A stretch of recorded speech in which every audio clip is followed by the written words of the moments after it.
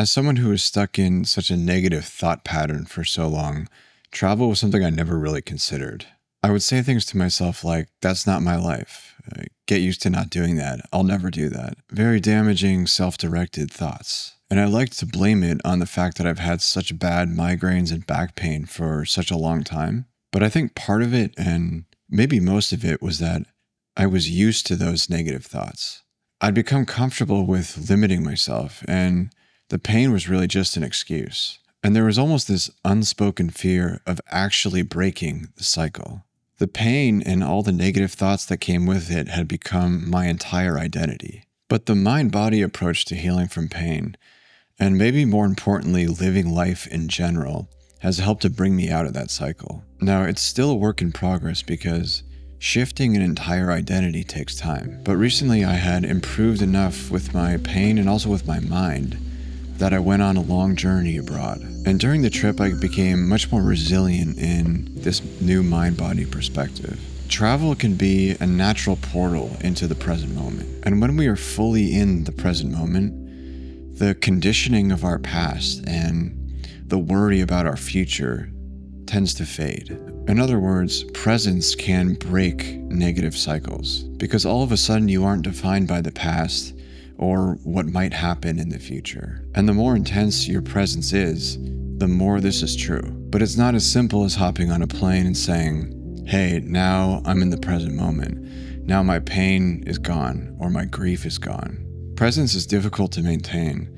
And while travel can help in some ways, it can also be easy to fall into the stress of a new and hectic environment, especially if that's your default programming. So let me take you to Thailand, where I was able to connect with the present moment in different ways all over the country, despite some challenges along the way. It all started with a common airport scam. I arrived in Bangkok at 12 a.m., exhausted and having survived 20 hours of travel.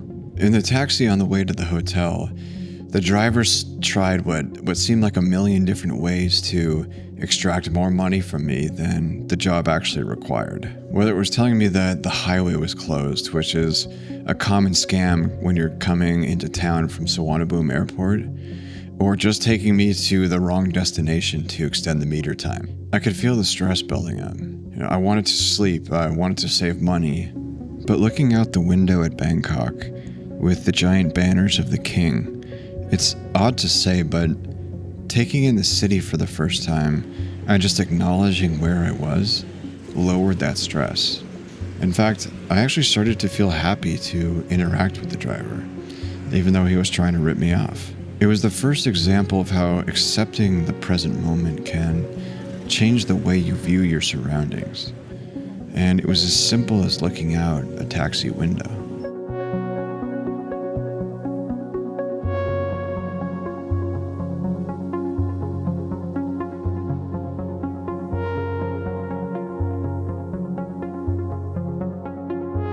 I wanted a good mix of, I guess you could say, tourist activities, as well as time to just explore the city without a plan. With that in mind, I decided to check out some of the temples first. When I stepped into temples like Wat Arun, Wat Pho, and then later in the trip in Chiang Mai, temples like the Golden Temple, there was always this part of me which has been defined by negativity for so long that wanted to creep up.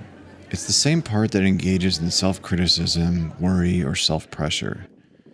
And it would have been easy to just give in to thoughts like, there are too many people here, it's not worth it. It's too hot to enjoy this. And that's kind of the way I used to think. And I could feel some of those thoughts creeping up a little bit as I wandered the pathways throughout the temples. But I'm getting used to catching those thoughts, which is one of the more powerful tools you can use for breaking negative cycles. In other words, when you have a thought like that, you don't fight against it. You simply observe it, acknowledge its presence, and don't judge it. This immediately separates you from that criticism, or worry, or negativity, and it brings you into the present moment, where you can observe so much more besides the thought patterns of your former self. Even in a crowded tourist destination, I was finding pockets of peace to enjoy. And beyond that, Once you fully accept the present moment, the crowds themselves become part of the mindful experience too. I found myself actually embracing the people that were there. They had become part of a memorable experience, and at the end, I wouldn't have had it any other way.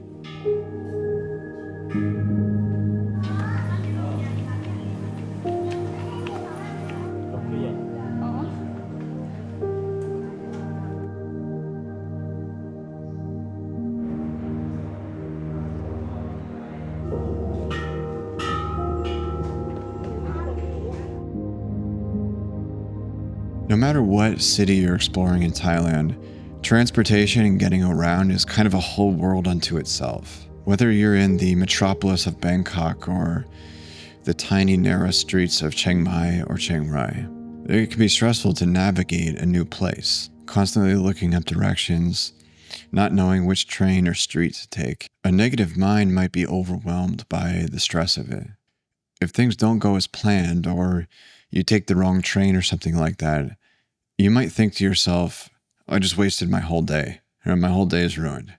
But I tried my best to observe any thoughts like these if they came up. And there were plenty of times where I took a wrong turn, or even the wrong boat. It also doesn't help that, in all honesty, I have a terrible sense of direction. But when I heightened my awareness of the present moment, I found myself very connected to the rhythm of the city, whether I was navigating the streets well or not.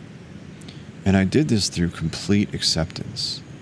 Even if I was trapped shoulder to shoulder in a metro car with 200 people, I caught any negative thought. I observed it and accepted the present moment. And soon I actually started to love moving around the city. I even loved watching the way the traffic flowed, how the motorbikes navigated the cars, the flow of people into the SkyTrains and metro. If my former self had looked at it, I might have seen chaos.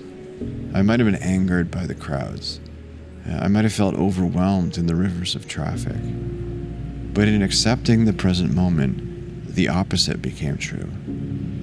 I felt connected to the way the cities moved. The next train is for Bang Ra. Passengers, please keep up with the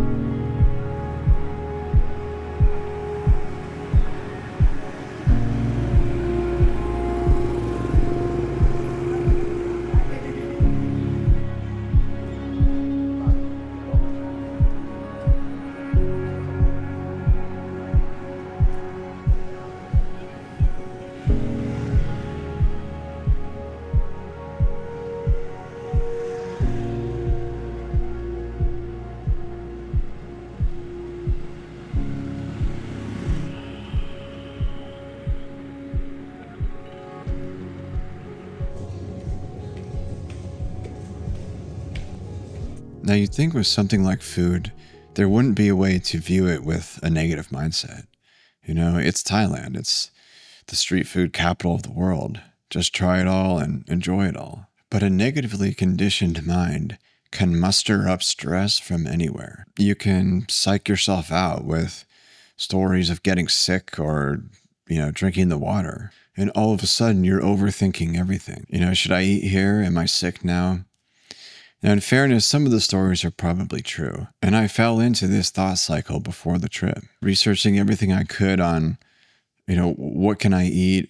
Can I brush my teeth with the water? But once I got there, I used common sense, and I didn't get sick once the whole trip. And believe me, I ate everything I had room for. The food in Thailand is literally part of the streets. The vendors have staked their claim to the roads as much as any motorbike or car. It's part of experiencing the country. And there was such a variety of flavors and dishes that every time I tried something new, it was like a reminder to savor that moment. Your senses experiencing something they never have before is a strong link to the present moment. It's another way of breaking a cycle, of creating new neural pathways in the brain. So when I was trying food in Thailand, I was always aware of the new experience. Not just the food and the flavor and the texture, but the surroundings beyond the dish, where I was eating it. Crispy pork at a table in a dense market, curry in a tiny alley with all locals, northern sausage at a restaurant beneath a mountain in Chengdao, peppery soup in the heat of Bangkok's Chinatown. Usually the food was a doorway to the present moment, and usually I had the assistance of a beer.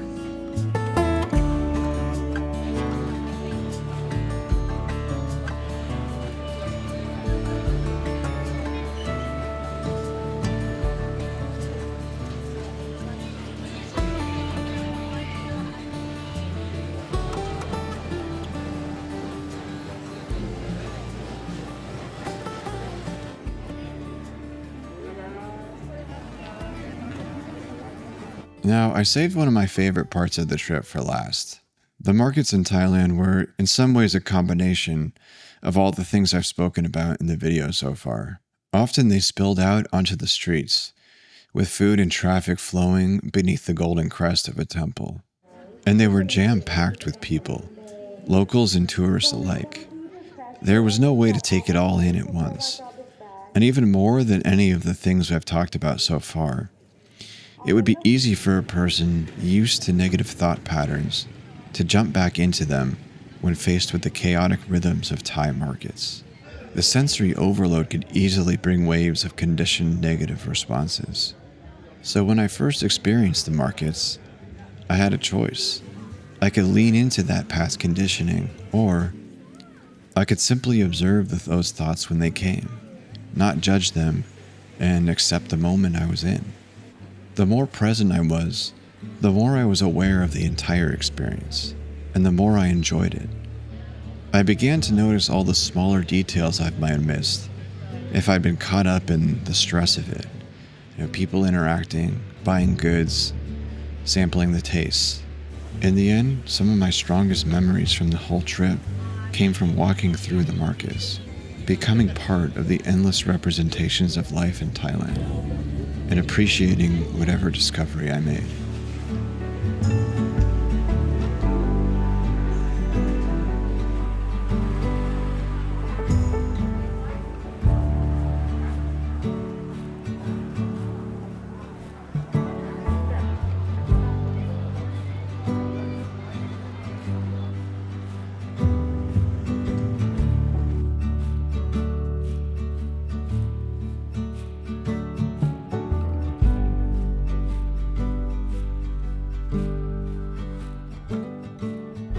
Thailand is nicknamed the Land of Smiles, and if I had to guess, I think it has something to do with living more in the present moment.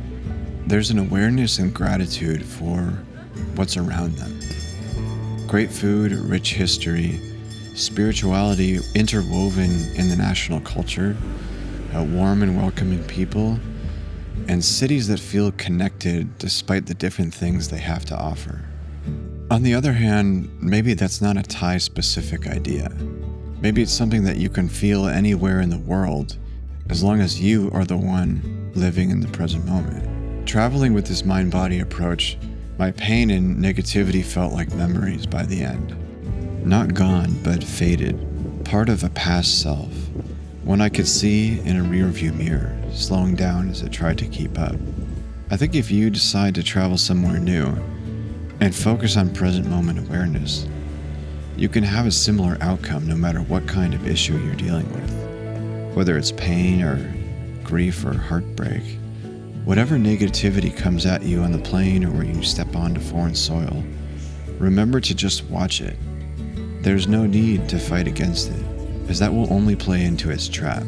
Simply accept anything that comes, observe, and you will find yourself effortlessly in the present moment, where your rediscovered, unconditioned self can thrive. Thanks to everyone who watched today. Remember to subscribe to the channel and give this video a like. And happy rewiring, everyone. See you soon.